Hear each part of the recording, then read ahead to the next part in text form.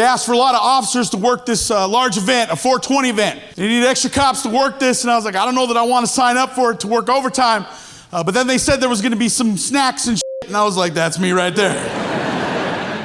So I get there to work this thing. It's 3 o'clock in the afternoon. There's already 10,000 people on the field, and it was just a cloud of smoke. What I didn't realize is you could get a contact high. More importantly, I didn't realize is if I get a contact high, I become Mexican Tickle Me Elmo.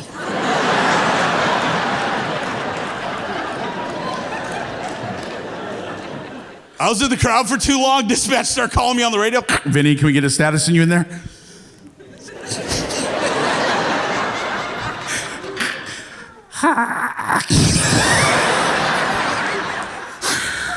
Son of a bitch.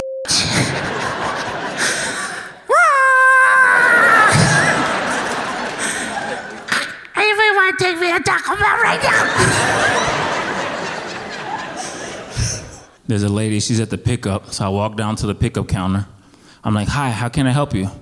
She's like, hi, my name is Ethel England, 12/17/63. I'm here to pick up insulin. It's in the refrigerator.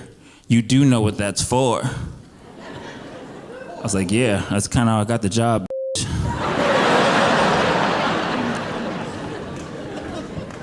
I walk over to the refrigerator. Her stuff was at the bottom. I'm looking, this lady had 20 boxes of insulin. I'm like, damn, she got diabetes type 1, 2, 3, 4, 5, and 6? Shit.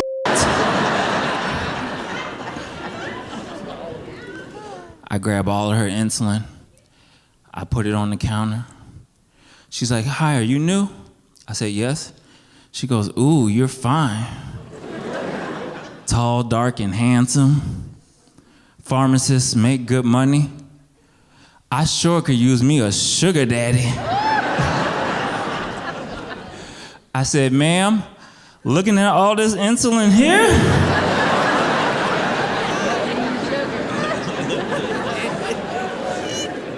I don't think your body can handle any more sugar. But I had a charge nurse one time say my favorite thing a nurse has ever said to me. So I had a mustache at the time, and I walk in with a patient, and she just looks at me, she goes, that's a bullshit mustache. I'm like, catching strays, walking in the hospital. It's like, can we do the patient thing first, or? But then I gave her a once over, and I went, yours too, what are we talking about?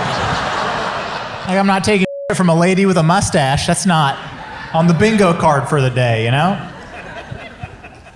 And then she said my favorite thing a nurse has ever said is she leaned over the counter and she just went, you know what they say about girls with mustaches, right? And I was like, oh shit, what do they say? And she just goes, we got good Nobody's ever said that. You can't be out here making up your own stereotypes. That's not how stereotypes work, you know? And it's not true. It's not true. Okay, hey, Disney's down the street. Get your minds out of the gutter. I don't know for sure, but I think it's just math.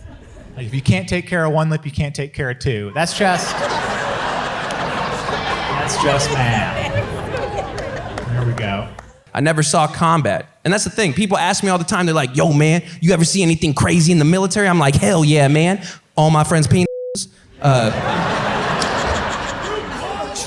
Straight up. I was like, the only thing I was fighting in the military was my sexuality. All right, guys? Like, they don't tell you about that. You want to talk about a 20-year war, you're not sure if you won. That's mine, okay? Yeah, I love it. Some of you guys, some of the veterans in here definitely, I know for a fact, are thinking about their best friend's penis right now. Isn't that unfortunate? You know? And that's like your best friend. Some of you, if you're active, you probably saw a penis that's not yours recently. Isn't that crazy? You know?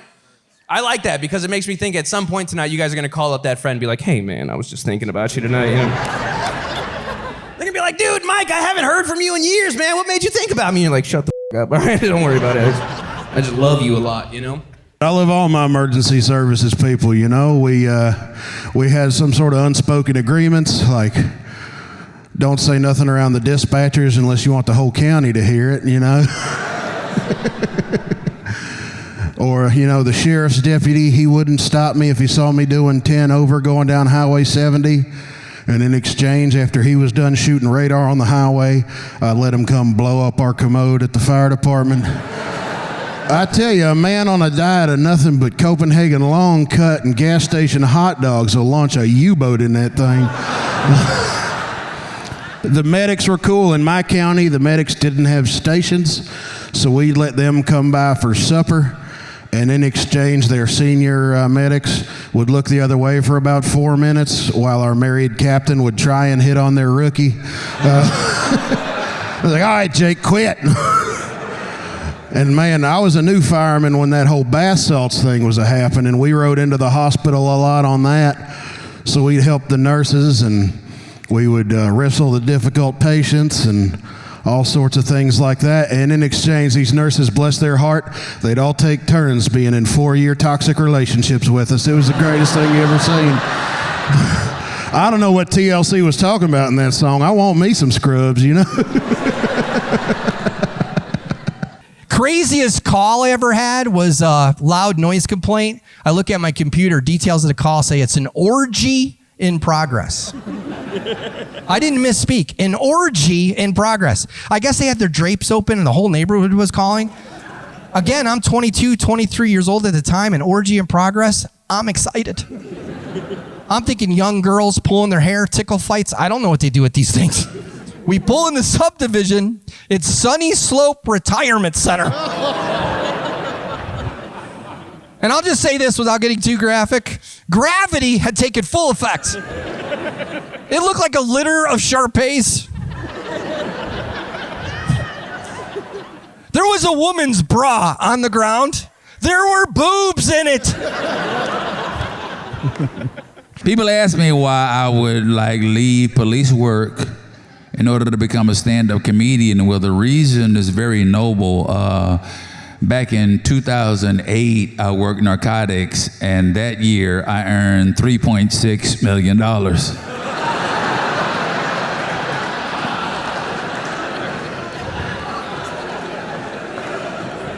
Cash.